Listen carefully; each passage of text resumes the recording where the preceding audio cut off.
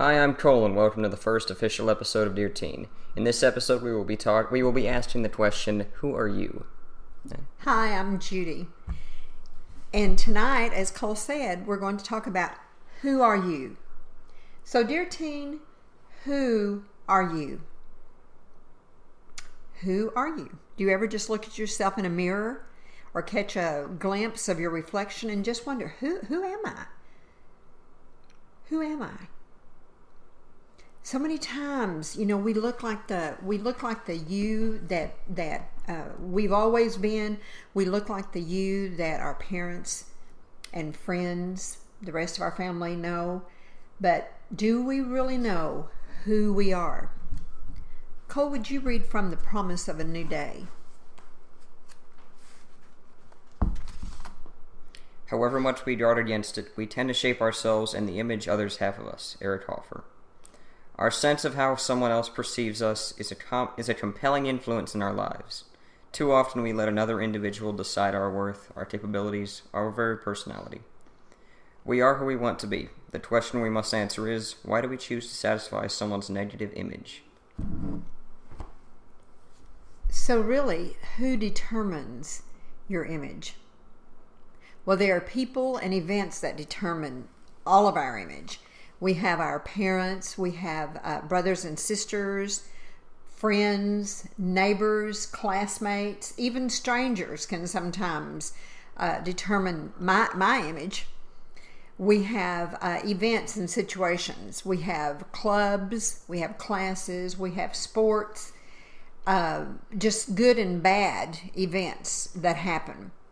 And really what it is, it's the words or the actions of the people in our lives and the events in our lives that determine our image. And we need to think, are the words that we hear, are they blessings or curses? Do we hear things like, good job, or can't you ever do anything right?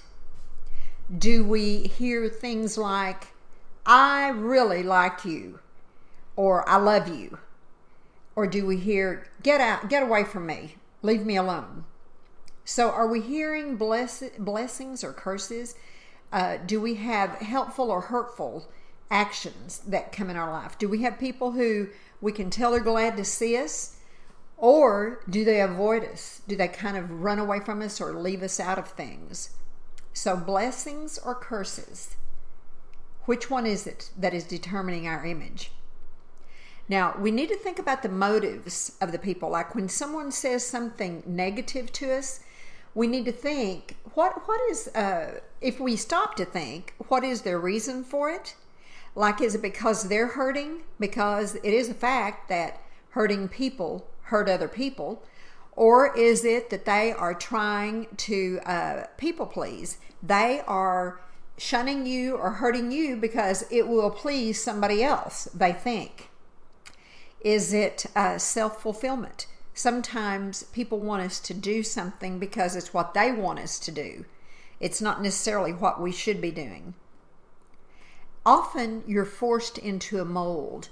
Like maybe somebody wants me to dress the way that they do, and that's forcing me into a mold when, for instance, I like old hippie or gypsy or whatever type clothes. That's kind of what it looks like at times.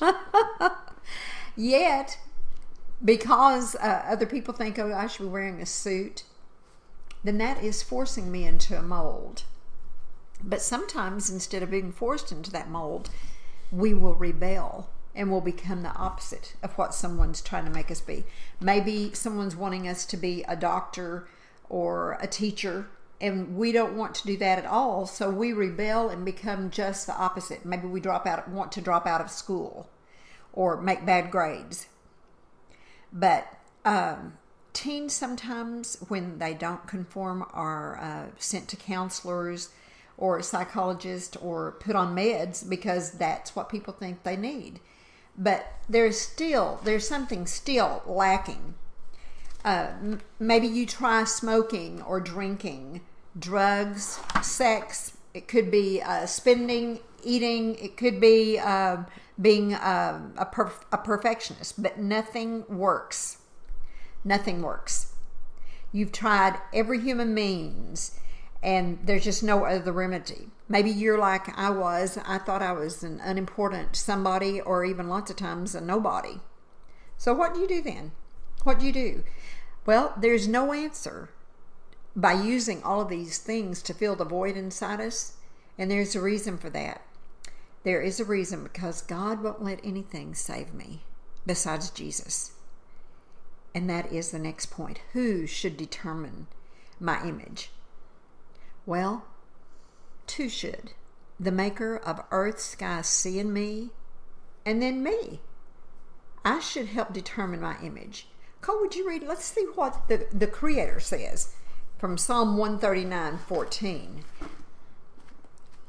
139:14 is somewhere around here. Do we have it open to it? Mm-hmm.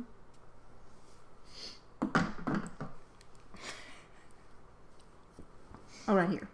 Okay. Have to put on my eyes. Took me long enough. I will praise you, for I am fearfully and wonderfully made. Marvelous are your works, and that my soul knows very well. My frame was not hidden from you. When I made I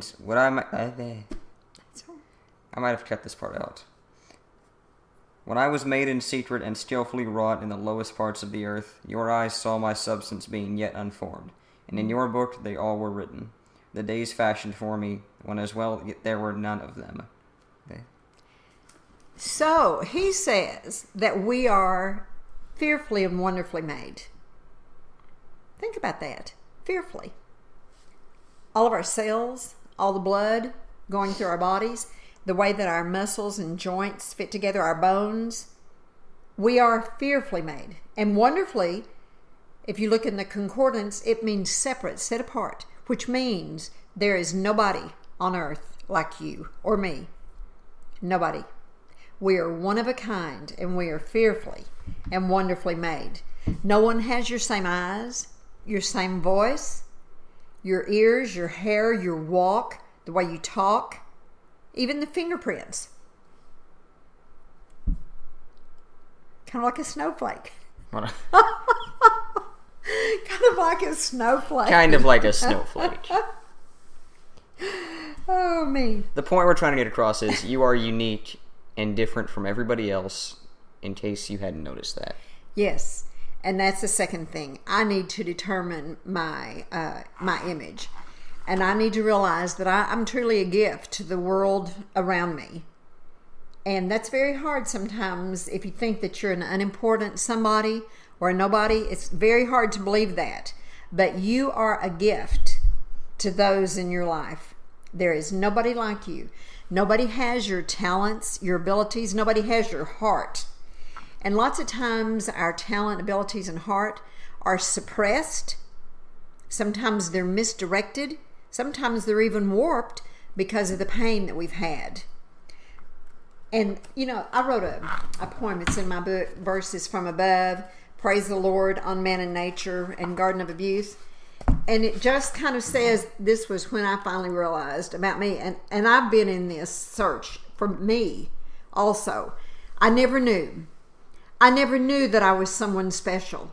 No other person on earth with my weaknesses and strengths. No living being with the same likes and dislikes. A unique and individual being, fashioned by God in His love. I never knew that I was someone innocent, my sweet soul waiting for life's buds to bloom, trustful of both sheep and wolves, knowing not which to avoid, created in my mother's womb, impressionable as the snow-white dove.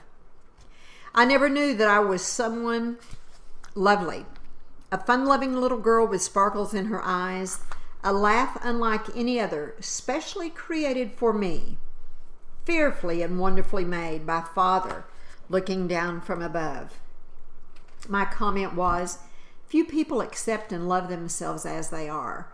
Because they have no idea of their true identity, many hide behind different masks. Others make decisions that harm or destroy themselves. If we could see ourselves as God sees us, true self-acceptance would be the result.